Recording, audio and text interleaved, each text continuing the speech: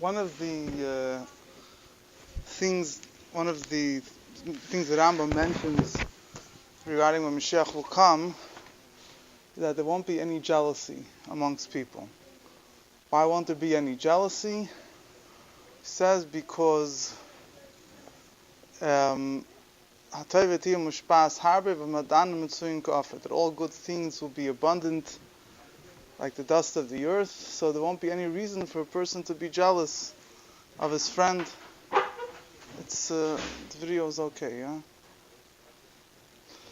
So the Rambam uses the lashon won't be kina v'tachrus. Kina v'tachrus means, in modern English, it's translated as jealousy and competition. Kina, jealousy, is a feeling in the heart. Tachrus means that there's actual physical action that you do. Racing, or so in other words, when Moshiach will come, there won't be any marathons, any contests, there won't be any competitions. So the reason the Rambam gives is that everything will be readily available, so there won't be any reason for a person to be jealous of someone else. On a deeper level, the Rebbe explains that the Rambam's words that all good things will be as abundant as dust, meaning that all physical pleasures will be considered in the eyes of people as offered as dust. Why should you be jealous of someone that he has a fancier physical object and you have a fancier car, a fancier house, whatever it is, when it won't have any tfisas mokim, won't have any credibility in our eyes in the times of Moshiach. Rather, the only thing that will be important to us is to know the Eibishter. Das is Hashem Bilvad. Another pshat in the Rambam, which is also more in the simple pshat of the Rambam, is that when things are so readily available, so things lose their importance, Supply and demand, right? So if everything is readily available, so people are not jealous. If he's this, that, he has this car, everything that are so readily available, there's no jealousy. There's no jealousy about it. Now, the makar of the Rambam, the source of the Rambam, there's a psukim that say, it's a pasuk in Tanakh, that Yehuda won't be jealous of Ephraim won't be jealous of Yehuda, V'sarakin is Ephraim, there won't be any jealousy.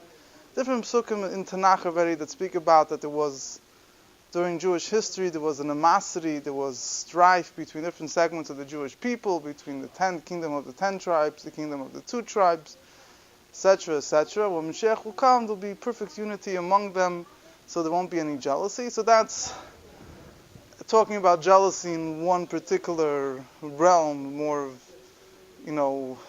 who's more important, and so on and so forth, but that's one of the sources that are brought down for the fact that Moshiach will come, there won't be any jealousy. There's also another source, which I'll speak about a little bit later, Mitzvah Hashem. The Gemara says that in the world to come, there's no jealousy. But according to the Rambam, that Pashtus refers to Gan Eden. Anyway, then there's another interesting, it's a Medrash, it's also Yerushalmi, says a similar thing that gives a very interesting explanation of why there won't be jealousy when Mashiach will come. So the Gemara says, the Medrash says, that the Medrash is in Parshas Noach and Bereishis Rabbah. The Medrash says that Bris Nechle Kol Aviris, that Eibishter made the world in such a way that the people that live in any particular place, that place, they find favor of that place. So they would never want to live in another place, even if according to Seichel HaYasher, even if a simple intellect will tell you that other place is better to live in. Nevertheless, Eibishter created that each one finds Chen Makom Al Yoshvav. There's the grace of the place. There's the grace of each place is on the people that live there. And the Medrash brings a number of stories. And the Medrash says that the Medrash says that Maisa that Reish Lakish was sitting and learning, teaching Torah in the street of Tveria. So the 2 people that went from there and they said, "Blessed is Hashem that took us out from this bad bad ear, from this, the climate over here, whatever is no good. So he asked them, where are you from? So they said, we're from a place called Mizga. So he says, I know what that place is, and he says that place is a very, I think Pshat is, he says that it's a very tight place. It's very, there's not really much room over there. But nevertheless, for these women, they felt that was, that they couldn't stand Tveria, which was a spacious place, but they're small for Haktish Shtetl. That was what to them was, the Gan Eden. So he said, Baruch shenasan chei mokem al yeshiv. Blessed is the one that gave the grace of its place and those that dwelled it. Then he brings another story.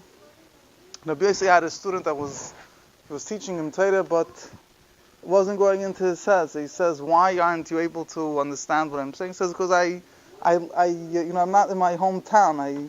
I was goyla. I went out of my place. I don't have the proper yeshiva das. I don't have the proper, peace of mind, and I'm not settled to be able to understand Torah. So he says, where are you from?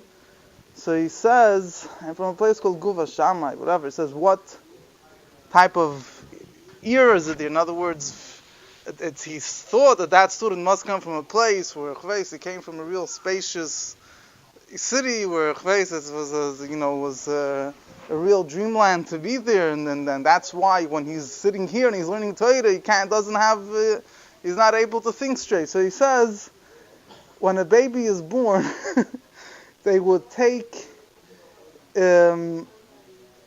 make a dough. They would take grapes which are not ripe and make it into a mixture, into a dough, and they would put it around the baby's head with it. They would smear it around the baby's head so that the mosquitoes shouldn't bite the baby. There were so many mosquitoes there, they needed to prevent the babies that were born from being bitten by the mosquitoes, so that was what they used to do. So if not for that, the mosquitoes would kill him. So Vashtais, this is the type of climate he came from. So he says, Baruch shenasan chei mokem al yeshav, bnei yeshav. So blessed is the Eibusher that put the grace of each place in the eyes of the people that live there. Then the Medrash finishes off, which is the main point I wanted to bring. The pasuk that says, V'hasiroisi yisleiv ha'eva mibsarchem. I will take away the heart of stone from your flesh, and I will give you a leiv basar. I will give you a heart of meat, of flesh. So the Medrash interprets this pasuk that leiv basar, the word basar, could also come from the word boiser. Beis samach reish. Basar is beis sin reish. But boiser, beis vav samach reish, means someone that despises. He's memois, he despises someone else's chelik, someone else's lot. So according to the mainstream way of learning this Medrash, what the Medrash is trying to say, that when Moshiach will come, the reason why there won't be any jealousy or from one person to another person, because each person will find each person will be happy with what he has. Today we have a heart of stone. We don't appreciate necessarily what we have, so we're bothered if someone else has more or whatever it is. And Mashiach will come, will be a leiv basar, a heart that will despise the portion of his friend. The same teaching is brought down more Bekitzer in the Yerushalmi, Masechta Yom. It says, the Eibusher says, Chein Shloisha Chino, saying the three things that have grace. There's Chein Mokem Al Yoshav, a place that a person lives in, finds grace in his eyes. Chein Isha Al Baila, a woman finds grace in the eyes of her husband. And Chein Mekach Al Loikchav, something like that. Somebody buys something, he finds gracefulness in his eyes. Somebody else will say, why did he buy this? This is what he likes. And he said the same thing. When Mashiach will come, a person will despise the portion of his friend. This is what the Medrash says over here. Now, what's pshat over here? Why when Mashiach will come, is it going to be different than we have today? Than it's going to be today?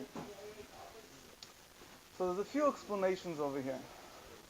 One explanation in Pshat, so in one of the Mefarshim on the Medrash, he says that the pasuk says, "I will give you a heart of flesh." Now we have a heart of stone. When Mashiach comes, I'll give you a heart of flesh. What is the difference between stone and flesh? He says stone, you could bang the stone from today till tomorrow, it doesn't feel anything. Stone is, nothing penetrates it. Flesh is very sensitive. A person's body, there's nerves, you touch it, you scrape it, scratch it, it feels. So it says now we have a heart of stone. We don't feel anything, and the way he's explaining it, we don't appreciate what we have. When Moshiach will come, then we're going to realize we'll be like flesh. We're going to realize we'll appreciate what we have, and he adds an interesting word. We'll appreciate that what we have is what's meant for us. In other words, we'll understand what the Eibusher is doing because this is what's best for us. So why should I want somebody else's things? He's going to feel and appreciate that what the Eibusher is doing is the best thing for him. So he's not going to desire. That's why I don't have. It's why he has. Why he has is only when I don't realize that I think, there's a word I saw interesting. I heard once interesting word that says the end of Aseres Adibros finishes off, Lo Yisachmoid, yeah? Shouldn't be jealous. And the finishes off, you shouldn't be Yisachmoid, shouldn't be jealous of your friend's wife, his house, his slave, his ox. It says, V'choil asher l'reyach, and anything that belongs to your friend. So I once heard a very geschmack of word. What does it mean, everything your friend has? He says, you're jealous, that person has something. Okay, it's a justified feeling, but look at his whole life from A to Z. You want to be like him? Are you ready to have all the tzaddis that he has also? This guy might have the chveis, he might have more in this thing, but then another thing he's lacking. So look at everything that he has. You're upset that he understands. In other words, a person will realize that everything that he has is, this is what I need, this is what I have, this is what's good for me. He'll appreciate that the Eibush is giving him what he needs. He doesn't need, why does he need that? Today, person he wants things because he has to satisfy a feeling of chveis nishvas. When Moshiach will come, you're not going to stop wanting things, you're going to appreciate what you have for what it gives you. You're going to realize this is what the Eibush is giving, what's good for me. There's a deeper word over here, which is... Huh? He's referring to the story that Rebbe is saying. I know what he's referring to. The Rebbe said that when a person has a din Torah... The Rebbe said, I got fettig, the bonim, I come from a family of bonim. The fettig of a rob, from the zedig of a rob. It says, I'm not ready, she said, they would say different things to this. Yeah. I'm not ready, the bonim, what's it say? I said, okay, it's all story. Anyway, that's so on a more deeper word, the same concept, but according to the explanation of Chassidus, is that each person has his madrega, each person has his sheidish neshama, has his root of his neshama, and he has those things it's his level, it's what's meant for him, because this is what's shaykh to him. It says, in this world, everything is mixed up. We don't see, Chassidus explains that, like the difference between this world and Gan Eden. Gan Eden is very clear. This person is here, that person is it. This person is someone that excelled in Torah. This person excelled in Stucca. There's a separate heichal, separate chamber for each person. Things aren't mixed up, and everything is very clear where it belongs. In this world, a person could change in 1 second. He could, from a Rosh Gomer, could become a Tzaddik Gomer. From a complete Rosh, he could become a complete Tzaddik. Things in this world are undefined. In the future world, everything will be completely defined. So he says, in a similar vein, he says, when Moshiach will come, everything will be clear. Every person will be aware of his tafkid, his role, where he fits in, what is his level, what is his sheidish neshama, what is my unique capabilities and my unique place in the bigger picture of things. And he will realize whatever he has is because that's what's allotted to him according to his sheidish neshama, according to his level. So he's not going to want something that belongs to someone else. When Moshiach will come, every level will appreciate what it has. It's going to realize that this is who I am, this is what I need. If he wants, he cannot know it. Huh? If he wants, he cannot know it now.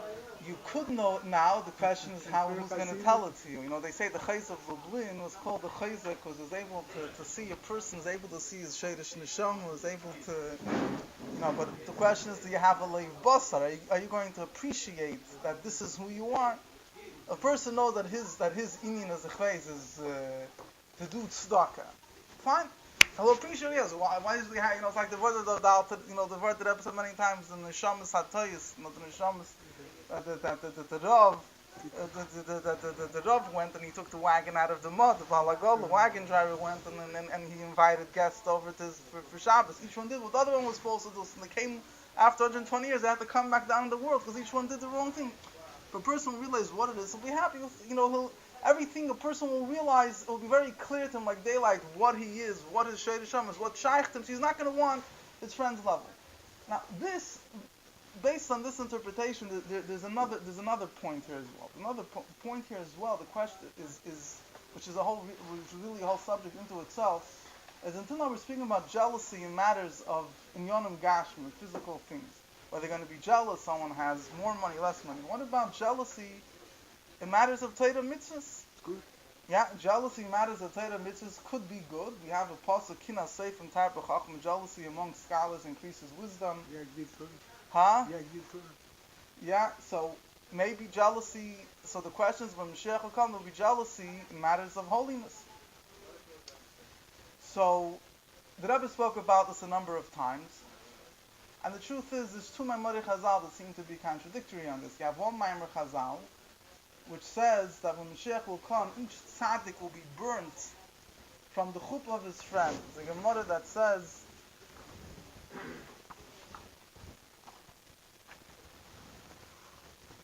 the whole thing that David will make different chuppahs for each tzaddik, and then it says there'll be smoke in whatever it is. It says that there's going to be fire in the chuppah.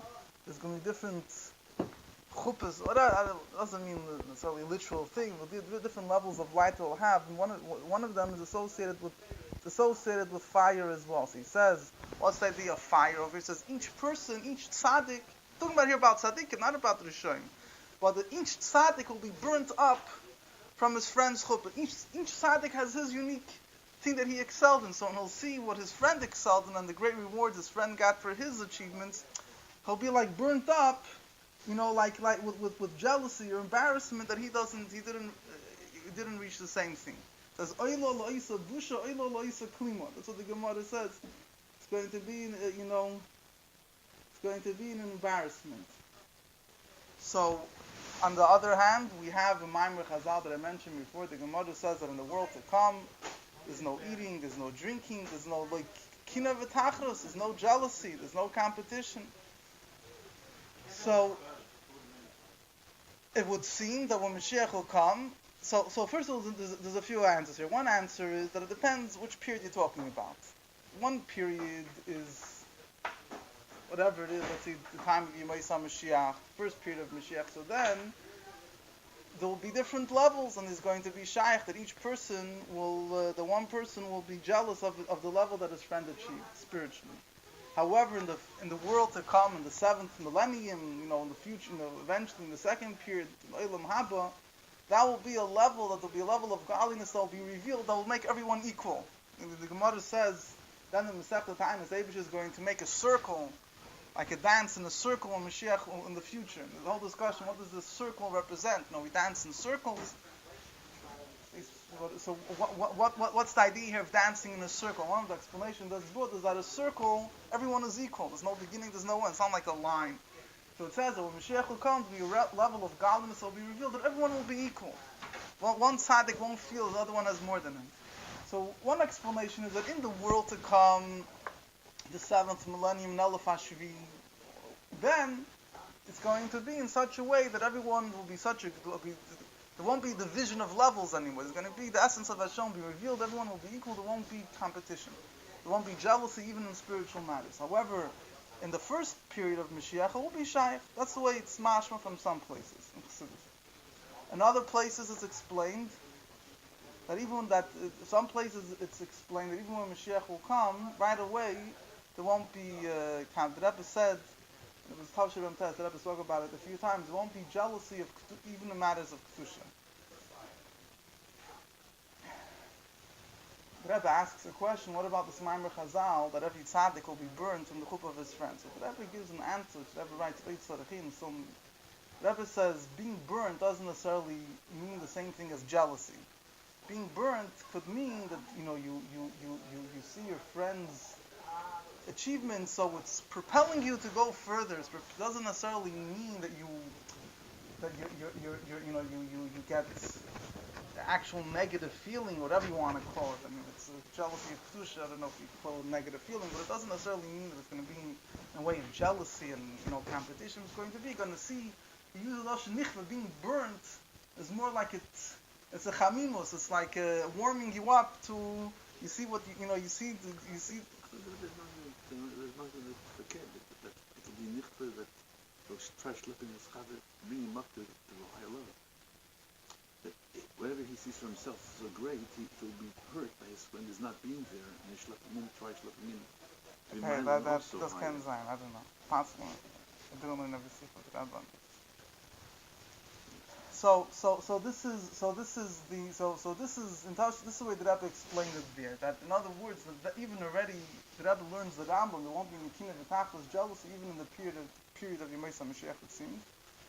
And this that will be every tzaddik is burned in Chuppah Chaveri. Really, the truth is you could say Nichna Chuppah Chaveri speaks about in Gan Eden, but I guess it's also complicated. But that's why the Rebbe explained. The Rebbe explains of Oy Tzorichin still needs to be clarified.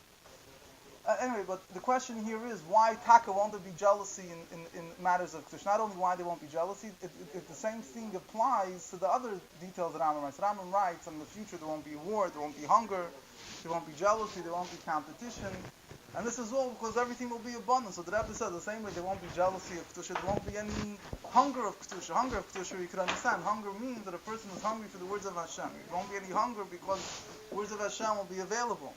But there won't be any war. What does it mean? We know war means Mechamter Shal Torah. And Torah is a war. The Gemara says that two Talmidei Chachamim that are arguing, it seems like they're almost about to swallow each other alive. It says, then they make peace. But this war of Torah, there's questions and answers. Why won't there be any competition or war in a positive way? It seems here that everyone will be equal. There's a few explanations, a few points of it. One thing is, regarding Torah, the simple answer is, we know that in Pnimius HaTorah, in the deeper parts of Torah, there's no question, there's no machlokes. It's only the revealed parts of Torah that we have in the Gemara. The Gemara is full of questions and Raminos, contradictions, but the Zohar says, Al Rebbe brings in Tani, Geras HaKodesh Simcha Vav, that in the Pnimius of Torah, in the inner part of Torah, there's no questions, there's no contradictions, there's no arguments. It's completely good. So when you're learning Torah in such a way, there's no room for argument. You could discuss with one another, you could explain, but arguments is not shy. Another explanation which the Rebbe says is like this. The Rebbe says, which this ties in with one of the Biurim, this ties in also with the simple explanation of there won't be any jealousy regarding physical things. The Rebbe says, jealousy or competition or fighting means that we're two separate entities. There's me and there's you. So therefore, I'm not talking about here two separate entities in selfish entities, even entities of kedusha, of holiness. But there's how I understand, how you understand, and there's room to discuss the fight. We're two different individuals which are competing with one another to understand what's pshat. The Rebbe says that's only shayach in this now, when a person is not completely nullified to godliness. When will come the time that the world will be filled with the knowledge of Hashem like water covers the sea, at that time it will be completely nullified to the Eibusha. It's not going to be me or you. It's not shaykh. There should be fighting or competition when it's not about us anymore. We don't maybe there's more to discuss, more to learn, but we're not pinned one against another. We're all. It's not. There's no me. There's no you. There's the Eibusha. That's all that exists. So maybe it's not shaykh. There should be competition. This also really explains, even on the physical level, why there won't be competition. One of the explanations is that as long as a person feels himself, so he could feel, my friend has this, like you've already said before, how could it be that my friend won the Torah and I lost? When it's not about me anymore, when a person, when the knowledge of Hashem, when the knowledge of Hashem will fill the world like water covers the sea. Water covers the sea means that everything that is covered by the water, so to say, is you don't see it separate. There's many fish under the sea, but you don't see, on the surface, you don't see anything. All you see is water. So, in other words, that the Metzius of all the Nivram, of all the creations will be nullified to the Eibusha. So then, what's there to be jealous about? You, me? I don't... Huh? There is a jealousy that's for no reason. That's something else. Here we're talking about jealousy for a reason. My friend has this, I don't have it. So this is basically some of the explanations that are on. This is one other word I'll finish. There's another word I'll just finish off with then, more in pshat, which is that there's the medrash over here that says that when Moshiach will come, each person it will be chen makom ha'yoshav. Each person will find grace of what he has. He won't want what someone else has. It's based on the pasuk that I'll give you a heart of flesh, leiv basar. There's another place, the Gemara in Masechta Sotah, the Gemara says that basar represents bittul, flesh represents bittul. The Gemara is in Masechta Sotah that people learn it every year, so it's maybe a bit more familiar. That says that when by tzaras, when the Torah says the laws of tzaras, so there's certain psukim. One pasuk says Adam, if a man will have tzaras. Another pasuk says basar, the flesh will have tzaras. By the flesh, here the pasuk uses the term v'nirpa, the tzaras will be healed. And the Torah starts speaking about tzaras, and it says Adam, a man, and doesn't use the term will be healed. So Adam, a man, represents someone that feels great about himself. Flesh means he feels humble. But there are different hints the Gemara says. Yeah. So he says a person is jealous of someone else only when he feels only when he has gaiva. When a person will be in a state of basar, that'll have bittul, then he won't be jealous of what someone else has. The Samach said that connects it with the Pirkei Yavis. We say the difference between the students of Avram Avinu and Bilam Harasha. Right, Avram Avinu students, they had a good eye, they had a low spirit and a humble soul. Bilam Harasha had a wide eye, a bad eye, a big spirit, a wide soul. They always wanted what the other person has. The students of Avram Avinu didn't. Why? Because they were a humble soul, they're a low spirit. They didn't feel that they're deserving of the whole world. So automatically they don't want to take what someone else has. So when a person will have a leiv basar, a heart of flesh, which means he'll be bottled, so automatically he won't want to take what's not allocated to him. Jealousy creates ayin hara. Well, ayin hara means, the evil eye means you're jealous. I mean, there's different explanations of ayin hara, but in pshat, ayin hara means that you're jealous of what the other person has. Why are you jealous? Because you think you should have it. Why do you think you should have it? Because you feel yourself.